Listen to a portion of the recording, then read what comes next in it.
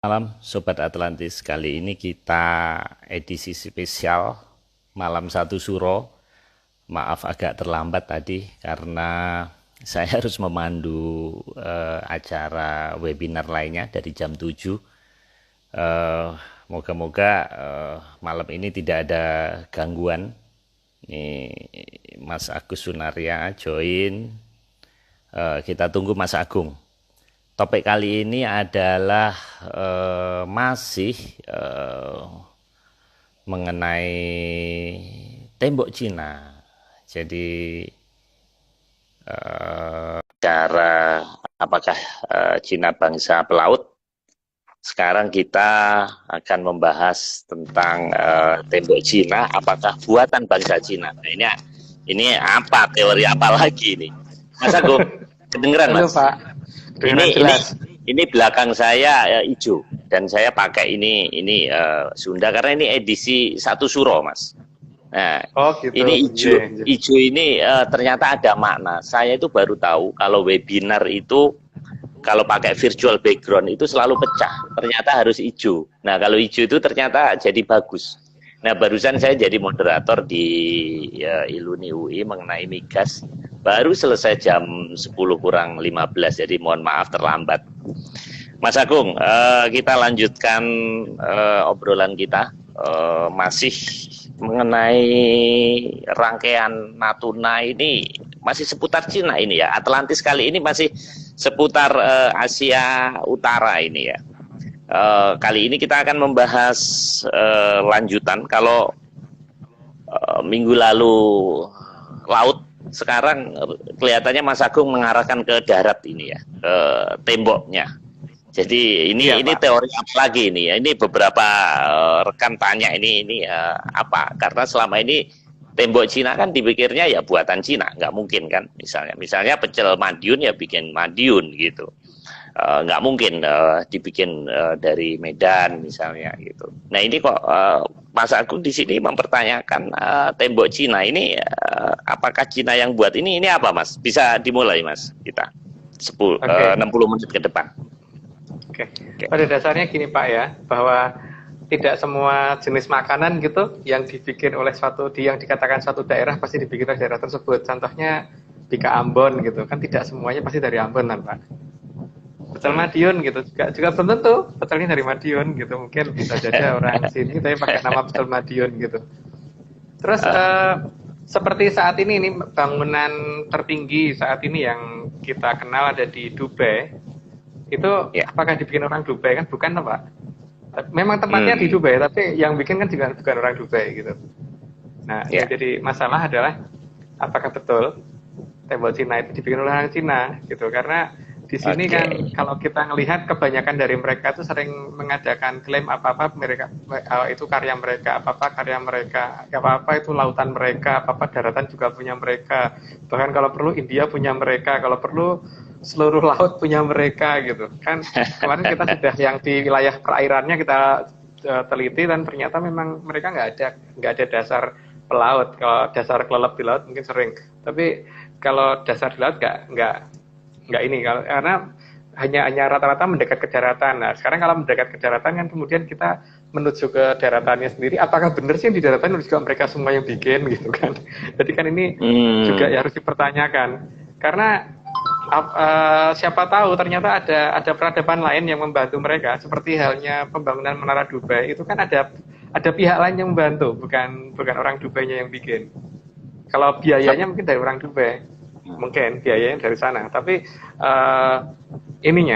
konstruksi bangunan, pembangunan dan pembelian material dan sebagainya semuanya bukan dari kemungkinan besar bukan dari Dubai. Begitu juga kita mencurigai hal tersebut untuk tembok Cina ini, karena kalau dikatakan dari Cina nanti akan banyak hal yang jadi janggal gitu Pak. Tapi bukan gaib kan Mas ya, bukan simsalabimnya itu ya, apa namanya Roro Jonggrang ya, bukan kan? Maksudnya yang dimaksud ini ada satu peradaban yang mempunyai teknologi tinggi atau gaib Mas? Kita tidak berpikir untuk yang gaib dulu Pak ya, jadi kita berpikir tentang teknologi tinggi dulu, bahwa ini ada negara yang mungkin dapat dikatakan wonderland untuk orang zaman sekarang, tempat yang sangat indah dan sebagainya gitu. Dan itu ada di berbagai banyak cerita memang ada. Dan sampai saat ini kan memang masih belum diketemukan itu ada di mana. Dan disitulah letak teknologi yang sebenarnya dari dunia ini yang ada saat ini pada kemajuan tertingginya ada di negara tersebut, bukan di Amerika. Kalau Cina ini kan mencurigakan aja gitu. Kalau sekarang apa nggak curiga Pak? Mereka kalau misalkan bisa bikin tembok segitu panjangnya, bikin bendungan aja enggak loh Pak, bikin dermaga aja enggak, bikin mercusuar yang lebih kecil aja enggak, gitu loh. Bikin benteng yang berbatasan dengan Jepang aja enggak. Yang dibatasin cuma sebelah sana aja. Berarti kan ini ada kepentingannya, bukan kepentingan di Cinanya, tapi ada kepentingan dari suatu bangsa lain yang butuh untuk menghambat sesuatu dari sebelah sana. Dan di Cina itu ada candi nggak sih Mas? Candi relief yang bisa menceritakan gitu. Kalau toh ada, pasti masih dalam posisi ditimbun sengaja Pak. Jadi saya ngomong tidak mungkin tertimbun alami itu, pasti ada. Karena kalau melihat dari beberapa pegunungan di sana, itu saya memang mencurigai adalah beberapa jenis bentuk piramid dan sebagainya yang harusnya ada di Cina itu, yang saat ini memang masih belum dibuka. Cuman saya lupa wilayahnya di mana, tapi cuman kalau dari Google Earth kelihatan sih. Google Maps juga kelihatan, kalau kita pakai tiren itu kelihatan bentuk-bentuk tertentu yang ini nggak mungkin alami kalau bentuk ya saya terserah ya, mungkin orang geologi ngomong itu alami, kalau bagi saya enggak gitu. Jadi ini semua itu pembuktiannya bukan berdasarkan teori, jadi harusnya memang digali gitu. Karena kalau memang pembuktian itu betul-betul kita harus selain pembuktian secara geologis juga pembuktian secara penggalian, bukan secara teori ya. Karena di Indonesia kan kebanyakan penolakan berdasarkan teori ya, bukan berdasarkan penggalian gitu. Jadi saya nggak percaya Pak, terus terang nggak percaya kalau Cina bisa bangun tembok sebesar itu gitu loh. Walaupun mereka ngomong itu dibikinnya sekian generasi, itu Bill Gates bener gitu loh, nggak percaya sama saya, total saya nggak percaya karena fakta lapangan saya tidak menemukan mereka bisa bikin dermaga, mereka nggak bisa bikin tembok di sebelah timur, mereka nggak bisa bikin mercusuar aja mereka nggak bisa bikin gitu. Masuk iya tembok segitu gedenya bisa dibikin gitu, itu kan layak dipertanyakan. Lagian saya juga belum pernah mendapatkan data radiometri apakah sesuai dengan umur yang mereka ceritakan itu, bahwa tembok itu dibikin tahun sekian itu apakah ada radiometri yang menjelaskan bahwa tahun sekian beneran berdasarkan data radiometri. Itu belum ada Pak, belum ada, atau saya mungkin belum dapat ya, nggak tahu. Ini teori ini aneh, karena anehnya apa? Ada barangnya tapi tidak dipercaya. Sementara ada orang yang percaya tapi tidak ada barangnya. Nah ini teorinya Mas Agung ini agak menyimpang ini. Saya rasa ini bakal ditentang para historian dan para sejarawan ini teori ini Mas. Silahkan Pak, kalau mau menentang silahkan. Karena pada dasarnya masuk gini ya. Oke. Sebentar Pak, ini seperti yang saya ceritakan tadi kan, Menara Dubai itu kan juga bukan dibangun orang Dubai Pak, harap diingat, iya kan, bahwa beberapa bangunan yang ada di Dubai yang bergerak besar-besar itu juga bukan orang Dubai yang bikin. Jadi kalau misalkan saya curiga bahwa itu yang bikin bukan orang Cina, sangat logis Pak. Sebenarnya. Oke, sekarang monggo mau dilanjutkan lagi. Oke, kita langsung ke slide karena malam ini cukup banyak, sekitar 15-16. Ini slide pertama apa ini? Oh ini ini Pak Marius di tembok Cina. Ya, itu Pak Marius kan yang pakai kaos putih. Oke. Oh iya, saya baru sadar. Gitu. Nah, ini Mas, saya heran. Ini kan tembok Cina dibuat ribuan tahun lalu ya, tapi temboknya perhatikan deh, tidak ada reliefnya Mas. Lihat, itu kan seperti batu bata ya. Maksud saya gini, kalau ada relief itu seperti Borobudur, itu kan bisa menceritakan kan. Menceritakan misalnya di situ ada peperangan apa dulu dengan suku Mongolia segala. Tapi kok saya lihat ya, saya hanya spot itu karena dia panjangnya kan 8 ribuan meter, hanya di titik di situ aja. Itu gimana Mas? Kilometer Pak, bukan meter. Oh iya, kilometer. Iya, oke, kilometer. Kalau 8.000 meter pendek banget itu. Iya, kilometer. Itu jadi gini, gimana Pak, Mas? dalam 8.000 kilometer itu kalau misalkan ada relief, nanti pasti untuk yang bikin itu pasti akan menyisipkan 1-2 bukti bahwa ini yang bikin mereka gitu. Pasti kan gitu, Pak. Ada stempelnya cap mereka gitu. Misalkan kita bikin jembatan aja, ini yang ini bikinan Wika, ini bikinan dari perusahaan lain gitu kan. Nah, ini yang mereka tidak mau kan, karena nanti kalau seperti itu kelihatan bahwa yang bikin itu bukan mereka. Maka untuk menghindari itu, maka relief ditiadakan, gitu. Dan terserah kalau sekarang mau orang percaya sama tembok Cina dibikin oleh Cina ya monggo, tapi saya nggak percaya gitu kan, nggak percaya. Mas Agung, di Borobudur dan Prambanan, apakah ada sisipan si pembuatnya, si arsiteknya? Apakah ada? Ada beberapa bagian itu kelihatan bahwa di sana nanti kalau Pak Marius lihat ada bentuk bangunan yang menggunakan pilar cukup besar, itu 2 lantai. Itu ada. Terus ada beberapa gambaran tentang orang Eropa yang datang tapi bukan yang bikin. Di sana dia justru ngasih sajen. Terus ada beberapa gambaran tentang orang-orang di daerah Afrika dan sebagainya itu ada di Borobudur. Cuman nanti itu pembahasannya nanti aja Pak pas masa Borobudurnya. Jadi sekarang kita fokuskan ke sana dulu. Makanya kan di sini ya karena kalau untuk sekian kilometer itu pasti kontraktornya subnya banyak banget Pak, dan ini semua kalau misalkan diizinkan menggunakan suatu gambaran pasti sedikit banyak mereka pasti ada yang iseng lah di misalkan dalam 100 km ada 2 atau 3 relief yang menunjukkan bahwa ternyata bukan Cina lo yang bikin gitu loh Pak. Itu kan bisa terjadi. Bisa kecolongan pasti kalau ini, karena untuk 8.000 km itu sangat susah untuk mencari gambar yang cuman mungkin ukuran 1 meter atau 2 meter gitu yang terpecah di 8.000 km yang justru menjadi kunci bahwa itu bukan dibikin oleh mereka gitu. Gitu loh.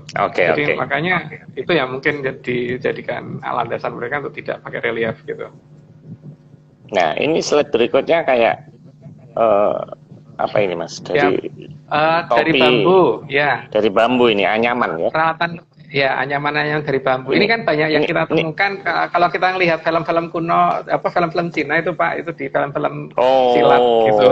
Itu kan banyak itu kayak gitu, ancaman-anyaman bambu. Jadi kayaknya mereka nggak kenal dengan pola batuan deh Pak, pola pembentukan batu. Tapi kalau pola pembentukan anyaman dari bambu itu mereka kayaknya udah kenal. Makanya kadang-kadang kalau kita lihat di cerita pendekar-pendekar zaman dulu tuh kadang-kadang pakai caping, terus alat masaknya juga yang ada di situ tadi dan sebagainya gitu. Jadi mereka memang lebih mengenal ke bambu daripada mengenal ke batu. Sehingga ini lebih tapi di situ tadi nggak ada bentuk ulekan gitu kan, nggak ada bambu. Makanya dinamakan negara tirai bambu Mas, bukan negara tirai batu kan, negara tirai bambu memang.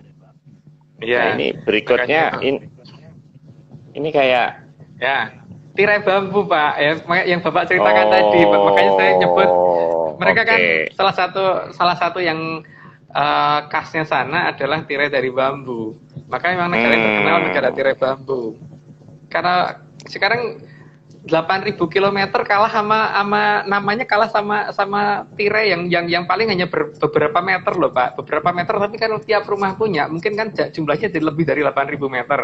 8.000 km. Ya saya lupa panjang aslinya berapa sih 1.000 km sih ya. Tapi cuman begini ya yang saya bayangin. Kalau memang itu sebagai andalan mereka dan sebagai kebanggaan mereka dan mereka yang bikin, maka masyarakatnya pun akan mengenang itu Pak.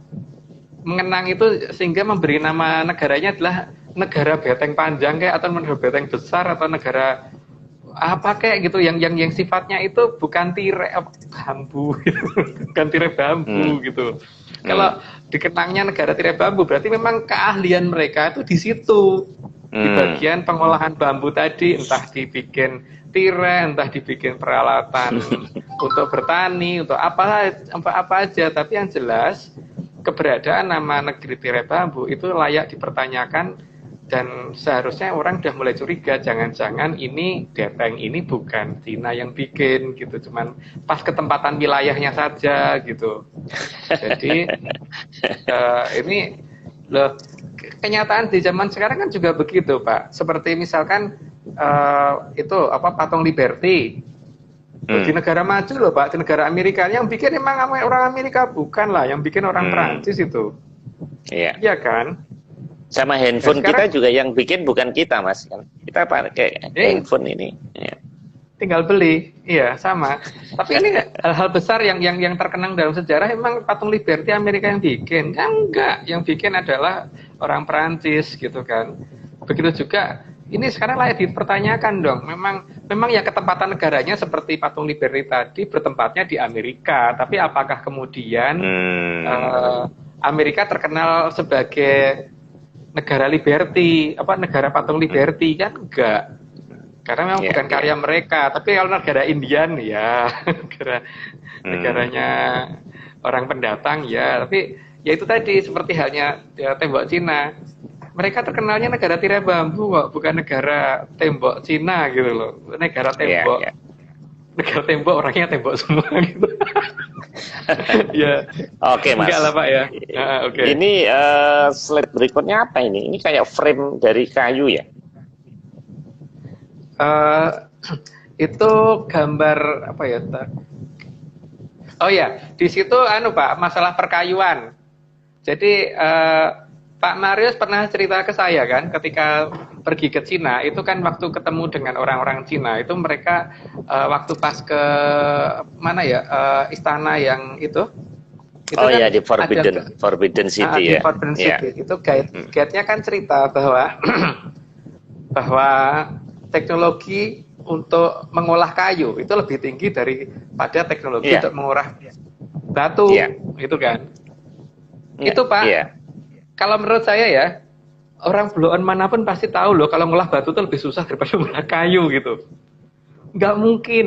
Orang batu itu lebih keras pertama. Terus membentuknya juga lebih susah. Terus menatahnya juga tidak gampang, bisa pecah dan sebagainya. Kalau kayu, kalau misalkan pecah mesti bisa didempul Pak. Terus ngirit gitu kan masih bisa. Argumennya nggak begitu Mas. Argumennya adalah katakanlah 1.500 tahun yang lalu. Mereka itu sudah seni ukirnya udah tinggi di kayu-kayuan. Sementara kita masih zaman batu. Nah, pengertian zaman batu kan Borobudur Prambanan ini dari batu, Mas. Jadi pengertian zaman batu ini primitif. Jadi kalian masih primitif. Kami sudah bisa buat istana Forbidden City gitu loh, Mas. Yang 1.000 kamar selir-selirnya itu gitu. Ya, gimana itu? Tapi tetap aja Pak, problem utama kan di situ ya. Di sini kan masalah kedua itu adalah beberapa bangunan kita itu belum dibuka kan, memang masih dalam posisi ditimbun sengaja gitu. Jadi contohnya piramid Telakon di Bandung itu belum terbuka sampai sekarang hari ini. Kalau itu terbuka kan akan kelihatan tua mana nanti gitu. Itu kasus. Nanti ada sesi, bisa nggak ada sesi tersendiri yang buka, yang belum kebuka itu bisa nggak Mas? Selama kita diberi izin untuk mengadakan penggalian, kita akan lakukan, Pak. Tapi masalahnya kan problemnya adalah ketika tidak diberikan izin. Gitu, masalahnya itu aja. Dengan alasan macam-macam. Yang jelas bagi saya adalah ketika itu suatu bangunan, kemudian membuktikan bahwa itu bangunan atau bukan, itu dibuka. Bukan kemudian pakai teori ya.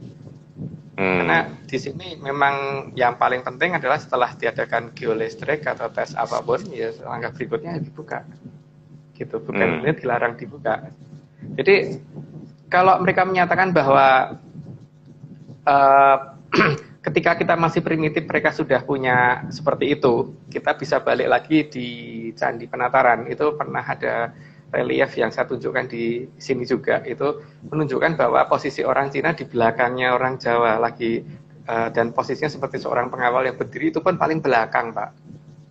Jadi di belakangnya masih ada orang berpakaian seperti orang Angkor Wat, terus berpakaian seperti orang Amerika Latin, itu kan pernah ya kita ini. Nah tapi di Cina memang ada gambar orang Jawa di belakang mereka gitu, gambar orang Indonesia di belakang mereka gitu, nggak ada Pak. Jadi tidak bisa dikatakan seperti itu. Ini semua kan masalahnya adalah data sejarah kita saat ini masih berdasarkan rekonstruksi bukan dari sesuatu ya, karena saya kan masih menyatakan bahwa posisi kerajaan kita saat ini itu masih misterius karena dari beberapa serat kuno saya menemukan berarti beberapa data, terutama dari Menyan, Pak, itu saya menemukan beberapa data bahwa kerajaan kita belum ditemukan. Yang gitu. Belum ditemukan. Ya. Selama ini yang selama ini yang maksudnya kerajaan ini lokasinya atau fisiknya? Kalau fisiknya kan memang udah hancur, sudah nggak ada. Bukan fisiknya, Pak, belum ini. Ya, sebagai gambaran mungkin gambaran kecil saja ya, tapi mungkin saya tidak bisa terus terang banget di sini bahwa patokan sungai besar, Sungai Berantas itu bukan di Jawa Timur yang kita curigai. Pak Marius pasti sudah tahu kan, cuman saya belum bisa bicara di sini, posisinya di mana, karena ini sangat rawan kalau kita bicarakan. Tapi karena Sungai Berantasnya sudah ketahuan, maka di mana Majapahit, di mana Kediri, di mana yang lain-lain akan ketahuan dengan jelas. Dan itu Bapak Marius akan tahu banget bahwa itu bukan di wilayah yang ditunjukkan oleh sejarah nasional kita kan. Gitu. Wow. Sehingga nanti dari situ kita bisa melacak di mana posisi dermaga, di mana posisi disembunyikannya armada dan sebagainya, kita bisa mencari. Cuman ya itu jangan dibicarakan di sini. Gitu, Pak. Jadi itu kalau mereka itu masih ada, Mas ya. Bukti-bukti itu ada bahwa kita bangsa pelaut segala itu memang ada. Tapi belum terungkap begitu. Ada. Oke, Mas. Itu sesi tersendiri, jangan. Itu nanti kita nggak selesai ini, kita nggak kelar nanti. Oke, ini ada ulek-ulek sama apa namanya? Nah, itu kan keterampilan membuat batu, Pak. Keterampilan bikin batu itu kan lebih susah. Jadi Jawa itu kan di Indonesia ya, bukan hanya di Pulau Jawa ya. Saya lihat kemampuan membuat seperti itu sungguh sangat hampir tersebar dari Sabang sampai Merauke. Makanya kalau hanya bikin patung dan sebagainya di negara kita jago banget kalau bikin seperti itu, dan bikin bangunan besar dari batu dan sebagainya itu logis gitu loh. Nah, sementara mereka itu kan membikin tembok dari batu, tapi keahlian mereka dari kayu. Keahlian mereka dari malah mencurigakan lagi dari kayu. Wong itu yang jelas. Kalau mereka terkenal sebagai negara yang pengukir seperti itu harusnya kan ya negaranya terkenalnya bukan seperti kayak Jepara gitu ya, misalkan terkenal ukirannya gitu. Ini kan terkenalnya tirai bambu, Pak. Belum tentu loh mereka yang bikin Forbidden City juga. Kapan-kapan perlu kita ungkap ini, sebenarnya Forbidden City itu dibikin oleh mereka atau orang lain, ada kontraktor lain dari luar negeri yang membangunkan untuk mereka gitu. Jadi, itu di penelusuran Menyan ada clue-nya, Mas? Ada dong. Oh gitu ya? Ada. Makanya saya curiga dengan banyak hal itu. Jadi yang Mas Agung omongkan itu sebetulnya nggak ngaco ya? Ada petunjuk ya? Artinya ada dasarnya ya? Ada source-nya ya? Nggak asal ya? Ya, karena memang paling gampang itu kan kalau kita menelusuri sejarah itu bukan berdasarkan tulisan, Pak. Yang paling gampang bertanya kepada orang yang hidup di zamannya gitu kan. Itu paling gampang. Seperti kalau 3.000 tahun lagi gitu, nanya ke Pak Marius, walaupun Pak Marius itu bukan seorang presiden, tapi kalau ditanya ibu kota di mana pasti bisa jelasin, Pak. Iya. Paling gampang. Saya pernah belajar ini, Mas, teori ini. Jadi kalau masa lalu itu kita bisa ngelihat karena sudah terjadi, energinya ada. Tapi kalau masa depan kita tidak bisa tahu karena memang belum terjadi. Jadi sebenarnya dukun itu tidak ada. Tapi kalau dukun ke belakang bisa, karena bisa past life-nya kita bisa kejar. Tapi kalau future kan belum terjadi, jadi kita nggak bisa dong. Gitu. Itu benar nggak teori itu? Kalau betul berarti tidak ada Ronggo Warsito, Pak. Tidak ada Suwaji Joyoboyo, Pak. Buktinya ramalan mereka tepat loh. Seperti misalkan besok tanah Jawa bakal kasingget-singget gitu. Terbukti dengan adanya corona ini kan tanah Jawa ini sekarang mulai ada, kemarin terutama itu ada PSBB, itu ada penyekatan wilayah gitu. Sampai sekarang kan beberapa klaster-klaster tertentu yang tadinya 2 pintu dibuka cuma 1 pintu dibuka gitu kan Pak.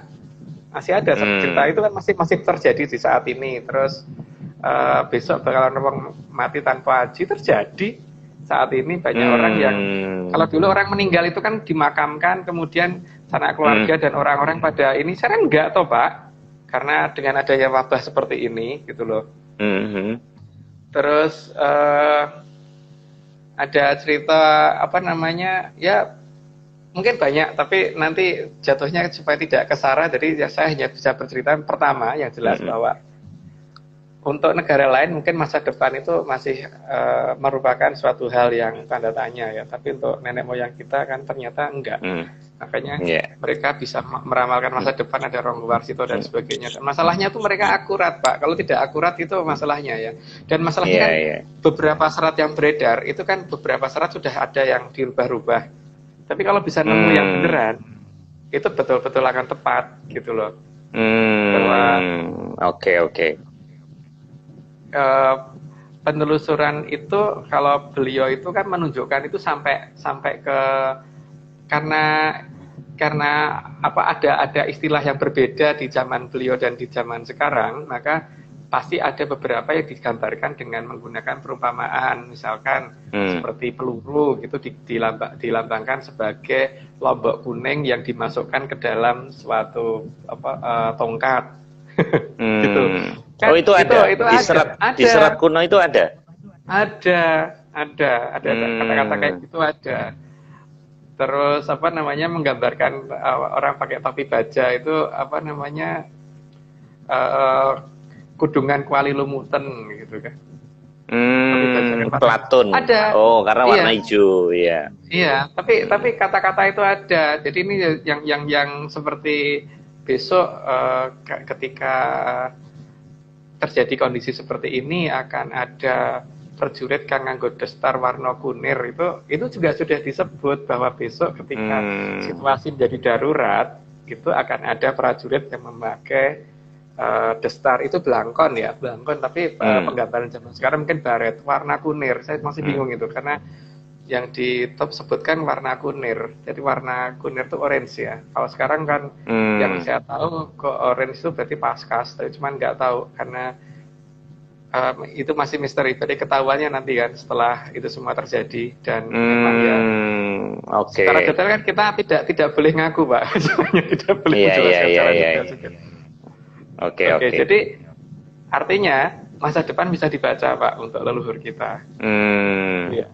Ini saya mau ngomentari sedikit di kolom chatting ini ada mengapresiasi teknik menyan. Ya, ini mungkin ini pendatang baru belum tahu bahwa Mas Agung ini lulusan MIT, Menyan Institute of Technology. Jadi memang dari awal komunitas ini itu unik, mau mengangkat menyan sebagai objek penelitian. Memang mereka declare seperti itu. Nah, disitulah saya kagum. Makanya ada zaman sekarang orang yang memakai menyan kemudian membuktikan secara faktual. Jadi beda kalau menyan dalam film-film mistik itu kan untuk yang jin, setan. Nah, di sini enggak ternyata. Di sini hanya metode untuk mencari informasi, kemudian informasi itu dibuktikan di dunia nyata. Nah, ini salah satu metode yang luar biasa. Cuman sayangnya Mas Agung tidak dibekali alat-alat Mas ya, terbatas ya. Peralatannya hanya pinjaman aja, jadi ya nggak bisa akurat Mas ya. Peralatan kita memang rata-rata pinjaman, dan pinjaman itu pun kebetulan ada aja yang minjemin gitu kan. Jadi kalau dikatakan akurat tidak akurat, kita biasanya akurat sih Pak. Cuman masalahnya kan kemudian ketika kita harus menggali sesuatu Pak, karena kita kan ngikutin aturan pemerintah bahwa semuanya harus pakai izin. Ya ketika nggak diberi izin ya kita nggak bisa menindaklanjutin itu kan.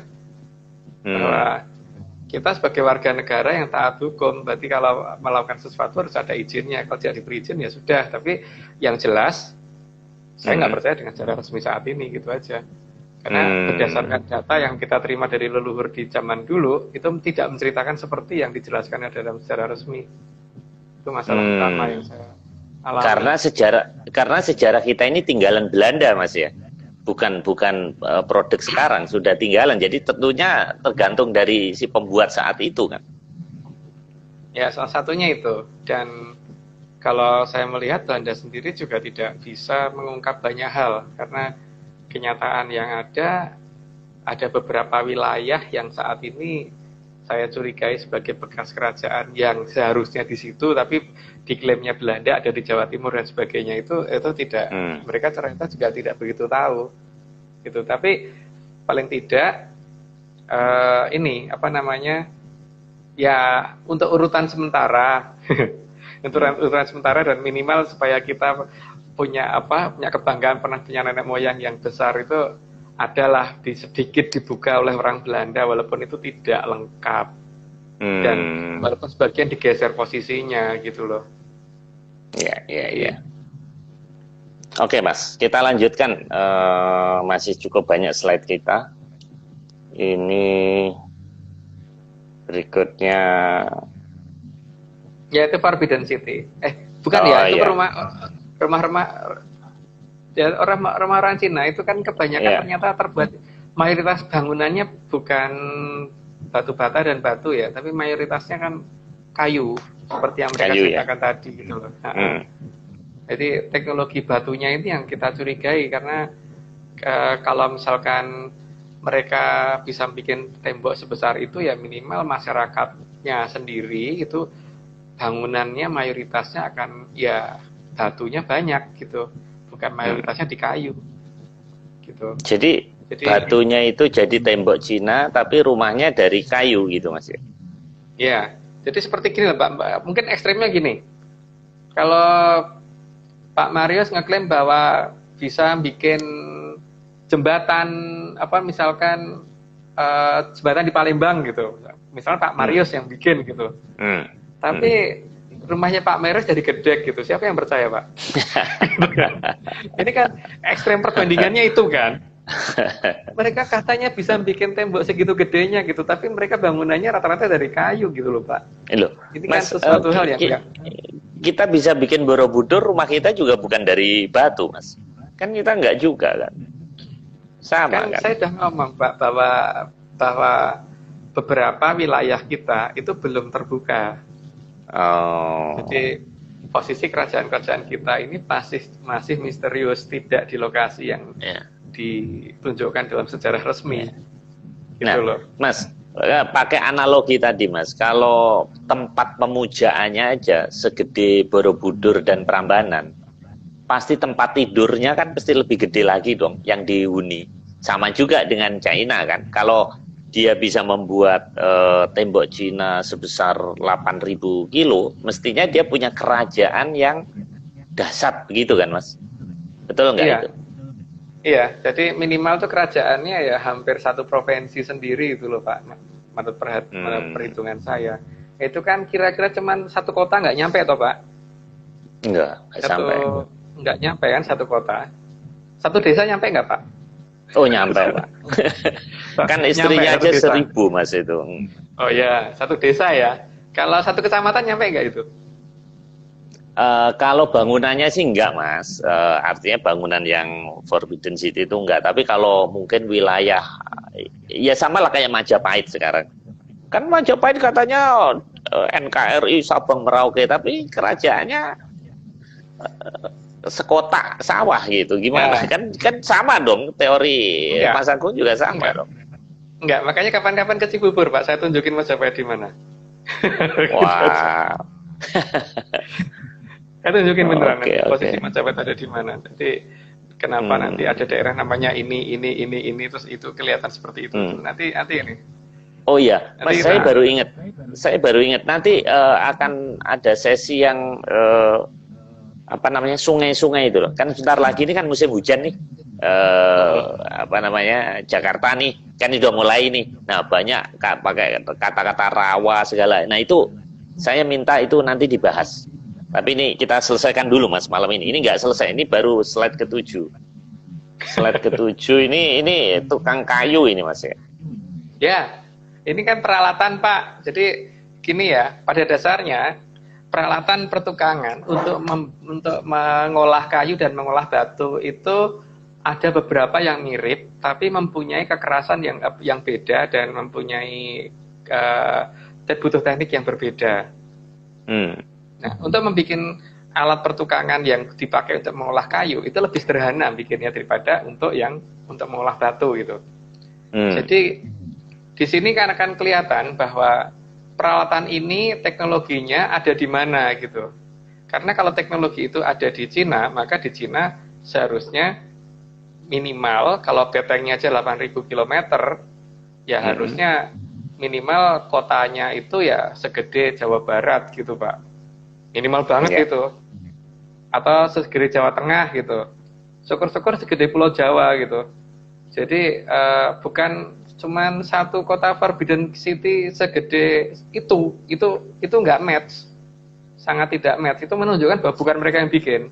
Jadi secara perbandingan nggak begitu banget gitu loh. Jadi ini bikin ya seperti gini Pak ya, Pak Marius kalau bikin pagar di rumah pasti pagarnya itu akan lebih kecil daripada rumahnya gitu. Kalau pagarnya lebih tinggi, oke, misalnya pagarnya lebih tinggi. Tapi paling tidak volume rumah itu pasti tidak kemudian misalkan Pak Marius punya rumah punya tanah 1.000 meter gitu. Kalau itu dibikin pagar dengan tembok yang cukup tinggi dan megah, nggak mungkin kamarnya Pak Marius cuma 0,5 meter persegi gitu. Secara perbandingan loh Pak, ini nggak match. Perbandingan nggak tepat sekali loh. Ini nggak mungkin. Ini pasti bukan mereka yang bikin. Mereka pasti dibikinin. Cuman mereka nggak mau ngaku gitu aja. Ada yang bikinin pasti. Oke Mas, ini slide berikutnya. Ini kayak apa ini? Laboratorium ini. Ini tentang peralatan untuk testing ini Pak. Apa namanya?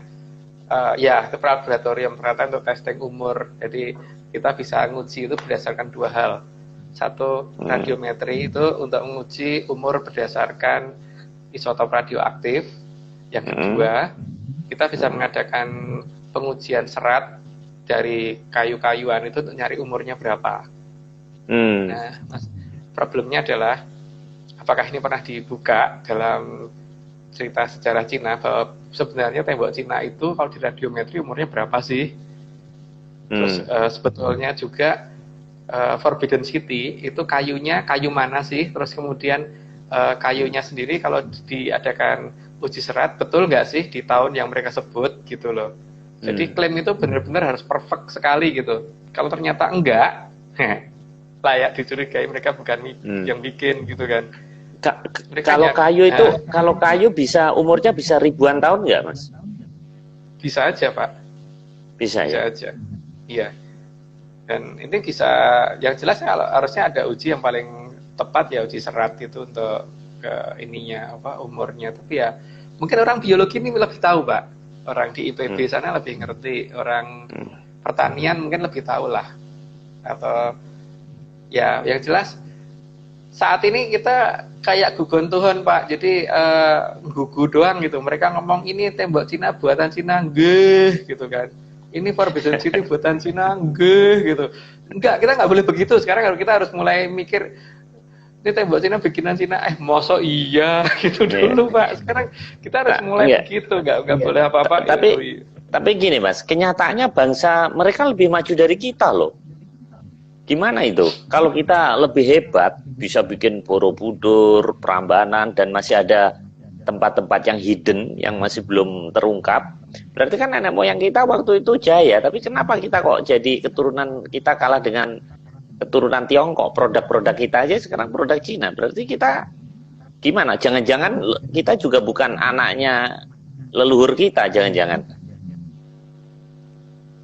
Mungkin di waktu yang pertama dulu saya pernah cerita ya bahwa memang ada perjanjian bahwa mereka harus pergi dulu dari kita paling tidak 500 tahun, tapi bangsa itu ternyata masih membela kita sehingga sebelum sampai 500 tahun kita sudah dibantu untuk tidak berantakan. Tapi mereka akan menepati janji bahwa di titik itulah nanti semuanya akan dikembalikan. Cuman gini Pak ya, saat ini memang banyak yang sudah berubah di tempat kita, dan kita bisa melihat bahwa Cina maupun Jepang itu tradisional dipegang ketat, dipegang erat Pak. Tapi di sini kan enggak. Coba deh, paling tidak di sistem kurikulum kita saja itu justru tradisional itu kayaknya dihindari kan Pak. Bahkan semua hal harus berdasarkan standarisasi Barat. Jadi tidak ada yang namanya standarisasi menyan di sini itu. Jadi standarisasinya kita tidak gini Pak. Jadi ketika ya seperti pernyataannya BK ya Bung Karno dulu bahwa jangan sekali-kali meninggalkan sejarah. Kita sudah meninggalkan itu semua kok, karena kenyataannya ketika saya melakukan penelitian sejarah kita memang belum ditemukan. Ini semua hanya bikinan Belanda, yang aslinya belum. Gitu. Jadi mungkin suatu ketika pelan-pelan mungkin kita akan bicarakan itu. Tapi untuk saat ini kayaknya belum tepat untuk memberitahukan di mana sih posisi Majapahit, di mana sih posisi Jenggala, di mana sih posisi Kediri dan sebagainya, itu belum. Belum. Di mana sih posisi Berantas yang sebetulnya, itu belum. Gitu. Jadi kalau dikatakan bahwa kita kalah dengan Cina, ya saat ini. Karena apa? Karena kita mau meninggalkan itu semua dan kita berusaha menghilangkan itu semua. Contoh yang paling jelas itu gini. Kita mengerti betapa hebatnya orang Dayak pada saat kalau tradisi pada saat mereka masih pegang tradisinya itu. Apakah pemerintah kita kemudian membangun pasukan khusus berdasarkan tradisional, Pak? Enggak kan? Misalkan pasukan adat Nusantara, salah satunya itu pasukan Dayak dari Kalimantan gitu. Enggak kan, Pak? Iya, kalau itu kaitannya dengan senjata, Mas. Karena senjata kita kulakannya kan dari barat. Otomatis kan formasi pasukan kan juga dari senjata itu gitu. Ya, tapi kan gini Pak, itu kan suatu hal yang disingkiri oleh negara kita sendiri ya, bahwa banyaknya orang-orang kita yang seperti itu tidak dimanfaatkan pemerintah untuk mendukung negara ini gitu, malah bagaimana mereka pergi gitu, atau mereka menyelenap bagaimana gitu loh. Seperti ini Pak, saya pernah ke terminal Jogja, itu saya lihat ada preman di sana, waktu itu pas kebetulan ada masalah. Saya lihat dia ditembak, enggak mempan. Akhirnya tentara yang ini menyingkir gitu. Tapi problem yang paling utama adalah mereka tidak digunakan oleh negara sehingga hanya bisa jadi preman. Seharusnya orang-orang seperti itu direkrut jadi pasukan khusus, Pak. Ditembak nggak apa-apa. Amerika pun akan ngeri, Pak, kalau berhadapan dengan tentara seperti itu gitu loh. Di negara kita banyak banget orang seperti itu, dan orang yang mempunyai kemampuan di atas rata-rata orang normal gitu. Dan itu tidak dimanfaatkan negara. Jadi kalau tadi Pak Marius ngomong bahwa kita kalah sama Cina, iya, karena kenyataannya saat ini itu tidak dimanfaatkan oleh negara kita, dan bahkan dalam kurikulum nggak ada loh Pak, bagaimana orang jadi sakti itu nggak ada loh dalam kurikulum pendidikan kita. Padahal kenyataan di lapangan banyak. Mas, kenyataan di lapangan banyak. Mas, satu hal, tadi kan bilangnya ada preman yang nggak cerdas ditembak. Nggak usah kita bicara perang deh, kita bicara sport. Kalau kita bisa membentuk kesebelasan orang-orang kayak gitu, kan kita bisa menang, Mas, juara dunia.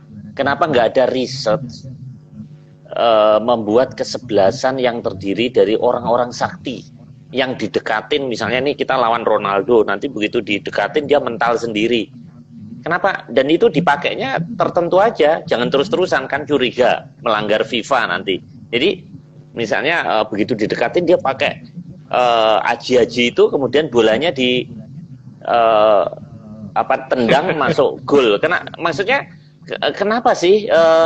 Kata betul loh ini kan kita banyak orang sakti, kan itu lebih gampang menolak benda daripada dibacok dan sebagainya itu kan. Kita punya ilmu kayak gitu. Kenapa tidak ada riset tentang itu? Kenapa, Mas? Itulah dia. itulah dia, makanya Pak Marius kalau menyatakan bahwa kita kalah sama Cina kan salah satunya itu kan, kita berusaha menghilangkan tradisi Pak, di sini masalahnya. Jadi ngenes sebenarnya, tapi ya udahlah, yang penting teman-teman yang masih pegang itu ya semoga masih bisa melestarikan gitu kan. Tapi saya sebagai orang Jawa ya melestarikan apa yang ada di Jawa, paling tidak yang bisa saya lestarikan, paling tidak itu dulu yang saya kerjakan. Tapi saya setuju Pak, kalau misalkan hal seperti itu diungkapkan kembali, itu saya setuju, karena memang itu kelebihan negara kita ada di situ. Jadi kalau itu ditiadakan, dianggap tidak ada dan sebagainya, ya ini bukan kita tidak bicara tentang hal yang bertentangan dengan hukum ya, karena di sini seharusnya kan pemerintah harusnya justru yang punya inisiatif untuk membangkitkan ini semua ya, karena kita kalau ini semua bangkit di segala lini kita bisa jaya Pak. Iya sama aja gini loh Mas, kan ada orang yang mempunyai ilmu yang dia kalau loncat terus bisa loncat sampai rumah segala. Saya ingat itu cerita-cerita itu. Nah kalau memang itu benar ada, kenapa nggak kita bentuk tim atletik untuk lompat jauh misalnya, lempar lembing segala. Kenapa nggak dipakai? Kan selama ini tidak ada uji kanuragan, yang ada kan hanya urin kan, yang ada hanya uji apakah pakai doping. Tapi kalau orang uji ini sakti atau enggak, bagaimana? Kayaknya IOC nggak bisa kan, jadi lolos gitu. Maksud saya pasti lolos itu orang pasti lolos. Kenapa nggak ada banyak?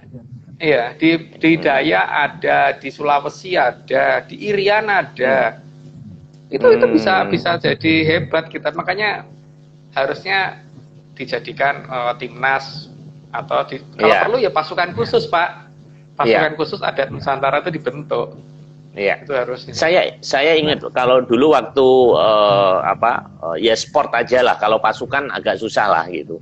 Kita ke olahraga aja. Misalnya dulu badminton ada istilah king smash, karena dia kan loncat terus dia bisa smash itu bisa menggunjam. Lah kalau ada orang bisa terbang kan bisa menang Mas. Itu bola di atas langsung dia terbang.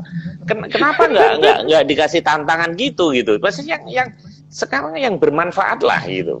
Riset mestinya kan itu harus ya dicoba kalau memang benar ada gitu kan. Ya sekali-kali aja loncatnya, jangan terus-terusan gitu kan. Dan itu ya sah-sah aja kan, itu kan belum ada aturan itu kan, hanya doping, hanya yang kayak gitu-gitu kan yang dilarang kan. Itu nggak doping, malah mereka nggak makan, gimana bikin mereka puasa?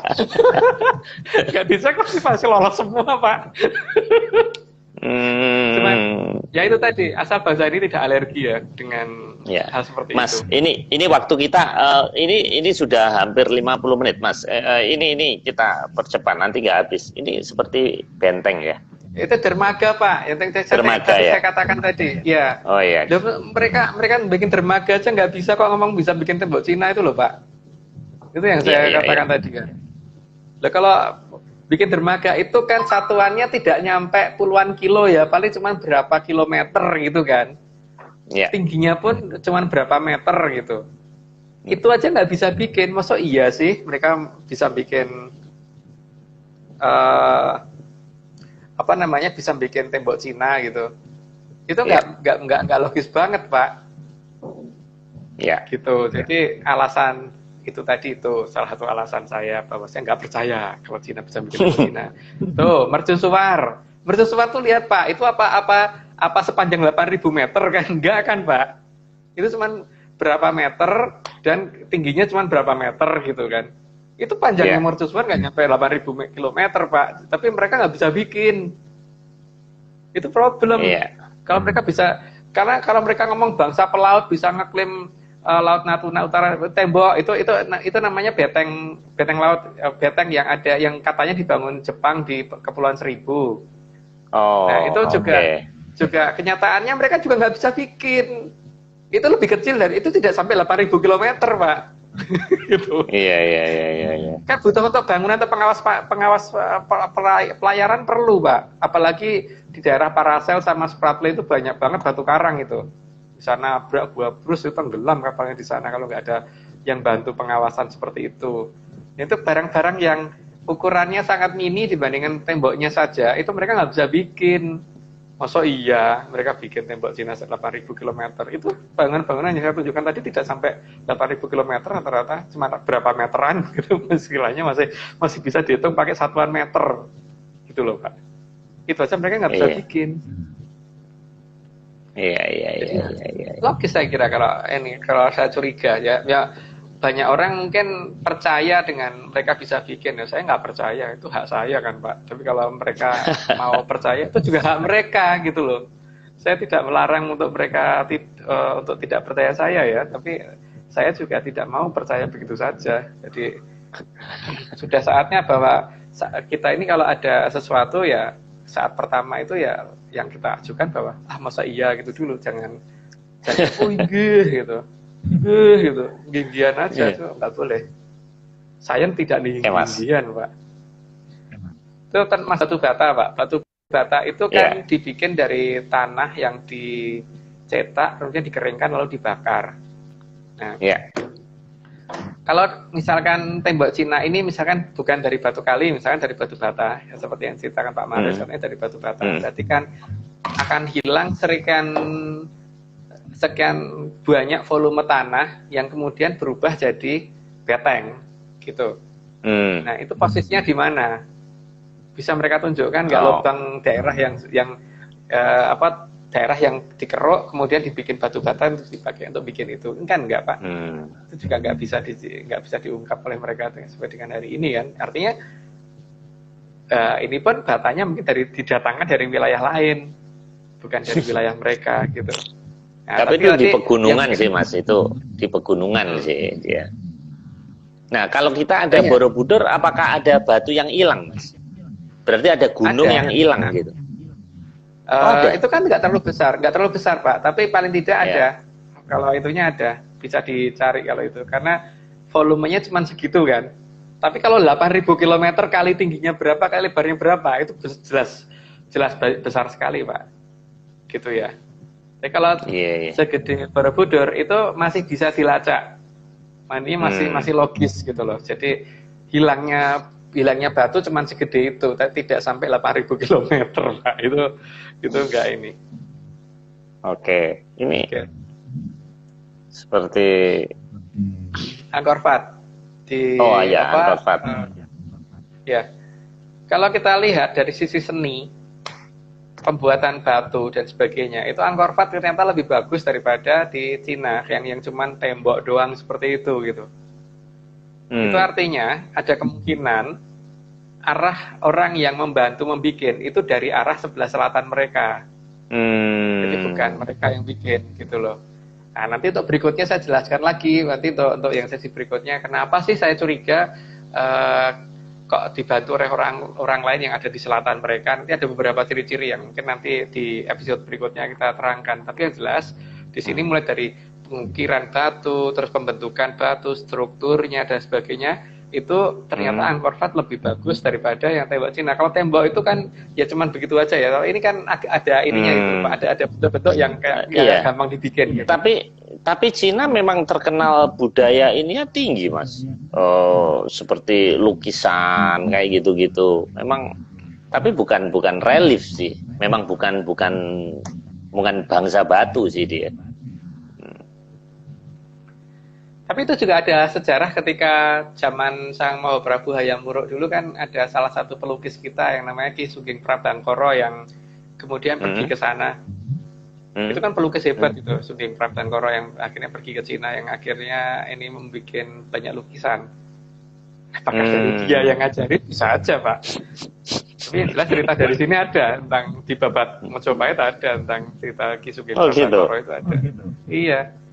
Nah itu bukti berikutnya ada di wilayah sekitar Mesir. Itu ternyata di Mesir kan juga mereka bisa bikin piramid seperti itu di daerah berpasir dan sebagainya. Tapi ya itu mencurigakan juga karena batunya dari mana dan sebagainya gitu kan.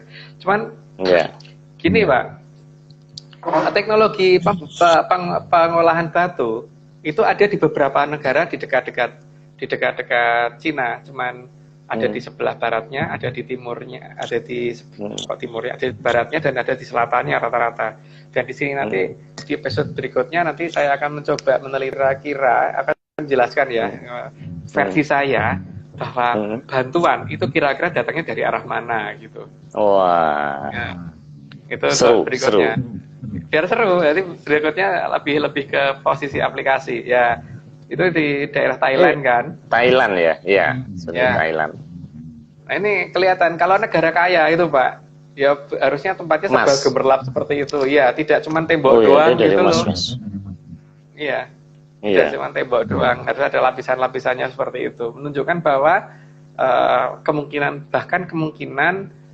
selain dibangunkan oleh pihak lain, juga tidak ada kemegahan seperti itu kan, yang di Cinanya itu. Jadi secara artistiknya juga tidak dapat gitu loh. Jadi ini cuman bangunan mentah gitu loh.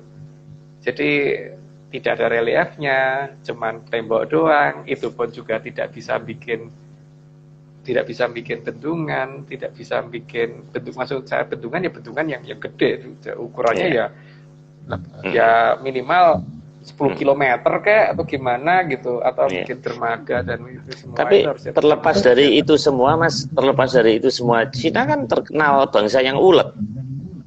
Apa itu jelek? Kan bagus, kita justru harus mencontoh mereka itu yang ulet, yang kerja keras, karena jumlah penduduknya banyak Mas. Di sana itu jadi persaingan.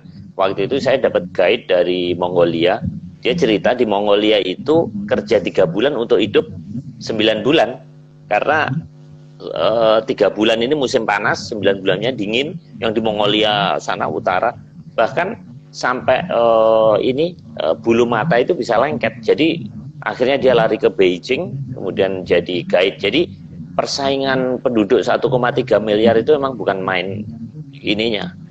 Nah kalau kita kan masih hidup, nggak makan, nongkrong pinggir jalan ada yang ngasih, malah sekarang ada program itu yang BPJS yang gajinya di bawah 5 juta dapat 600.000, iya kan.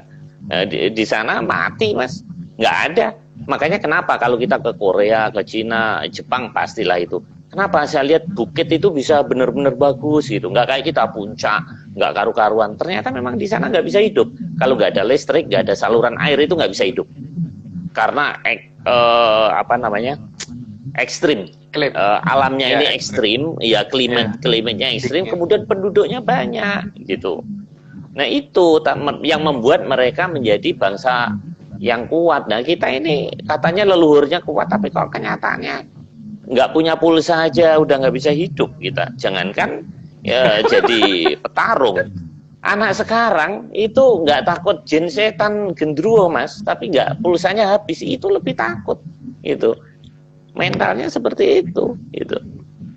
Jadi maksudnya terlepas dari bukti-bukti itu, mereka itu terbukti unggul gitu loh Mas. Ini harus ada penjelasan versi menyan ini zaman apa, atau zaman kita yang memang lagi digencet ini gitu.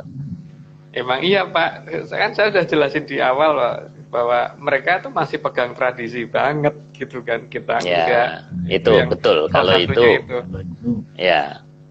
Oh ya, waktu termasuk loh, Pak, ini waktu. Oke. Ya, satu lagi, ini terakhir Mas. Itu di Yunani Pak. Berarti tadi kan kita membandingkan beberapa bangunan yang ada di sekitar Cina yang menggunakan batu. Salah satunya kan di Yunani itu ada Akropolis dan sebagainya itu kan berarti ada pola-pola yang kemungkinan kontraktor dari sana. Nah, itu nanti kira-kira kontraktor yang paling kuat dari mana lah, itu nanti episode berikutnya saya coba menjelaskan. Wah, gitu. Ini menarik sekali ini.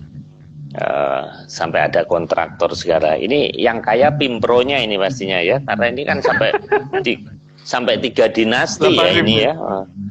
Iya. Katanya. Tapi katanya Pak, itu bisa aja cerita dari Karang, bisa aja. Nggak percaya, masih belum percaya. Soalnya kalau Cina ngomong apapun sekarang masih susah dipercaya, karena ya kenyataannya ngeklaim laut itu juga kenyataannya mereka nggak punya bukti. Ya.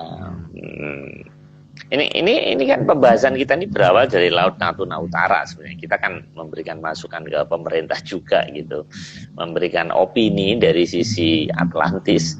Nah kemudian kita merembet ke tembok Cina. Jadi minggu depan kita topiknya masih sama, Mas. Masih sama, cuman nanti kecenderungannya ada di siapa sih sebenarnya yang membantu mereka gitu loh. Oke. Saya tidak akan menunjukkan siapa orangnya, tapi paling tidak dari beberapa penggambaran nanti akan kelihatan bahwa dari wilayah sana gitu. Iya, iya. Oke, Mas. Ini tinggal 15 detik. Ini ada rekan saya yang masuk, Mas Rahmat Harimurti, tapi sudah selesai. Jadi kita ketemu minggu depan, Mas ya. Jadi siapa kontraktor tembok Cina?